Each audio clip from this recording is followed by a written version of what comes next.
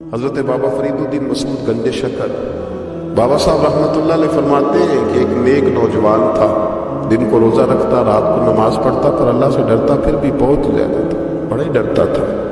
موت کا وقت آیا تو ماں ہی تھی بس اس کی، تو ماں سے کہنے لگا اماں میری ماں ہے، میرے ساتھ 3 وعدے تو کر۔ اس نے کہا پتر تو بتا، آخری ہجکی لے رہا ہے اور اس غریبنی ماں سے تو وعدہ لے رہا ہے، بتا کیا وعدہ۔ اس کرنے لگا اماں جب میں مر جاؤں نا تو میرے گلے میں رسی ڈال کے تو مجھے گھمانا کر کے سحر میں، اور لوگوں کو کہنا جو رب کی نافرمانی کرے اس کا یہی حال ہوگا۔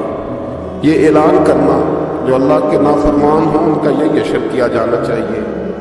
اور اماں پھر دوسرا وعدہ کر، میرا رات کو جنازہ اٹھایا جائے، میں نہیں چاہتا کہ کسی کے منہ سے یہ لفظ نکل جائے کہ وہ دیکھو اللہ کا نافرمان جا رہا ہے، رات کو میرا جنازہ اٹھانا۔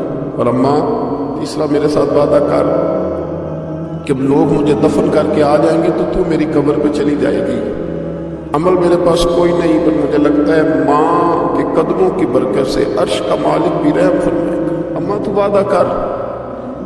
بابا صاحب رحمتullah علیہ فرمانے لگے کہ ماں بوڑھی ماں نے وعدہ کر لیا، کہا بیٹے ٹھیک ہے اگر تیری یہی ضد ہے تو میں تیار ہوں۔ پھر اس نے کلمہ شہادت پڑھا، اس نوجوان کی روح پرواز کر گئی۔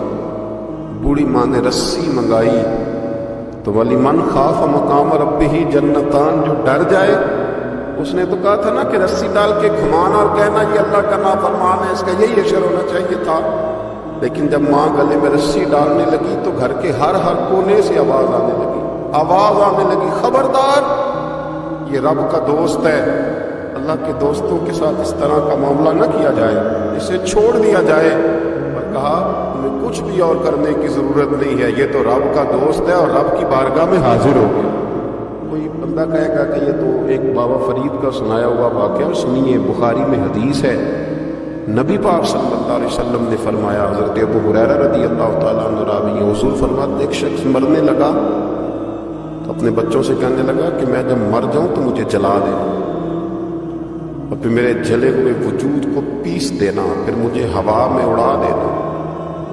پتر مجھے اڑا دینا، مجھے بڑا ڈر لگتا ہے، اگر رب نے مجھ سے حساب پوچھا تو میں قابل نہیں ہوں، اڑا دینا مجھے ہوا ہو۔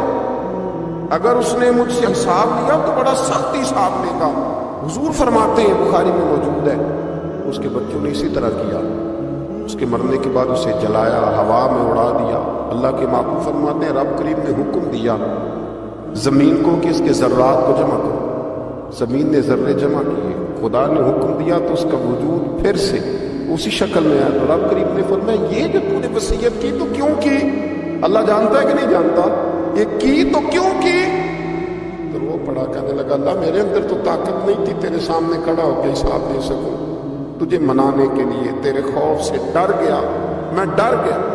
اگرچہ ہمارے بزرگوں نے لکھا ہے کہ آج یہ وصیت کرنا اس رنگ میں، یہ طرز اختیار کرنا درست نہیں، لیکن آپ غور فرمائیے کہ نبی پاک علیہ السلام فرماتے ہیں جب اس نے کہا اللہ تجھ سے ڈر کے یہ کیا، تو رب کریم نے فرمایا جا پھر میں نے تیری مغفرت کر دی، کیونکہ اللہ کو پتہ تھا یہ دل سے بات کر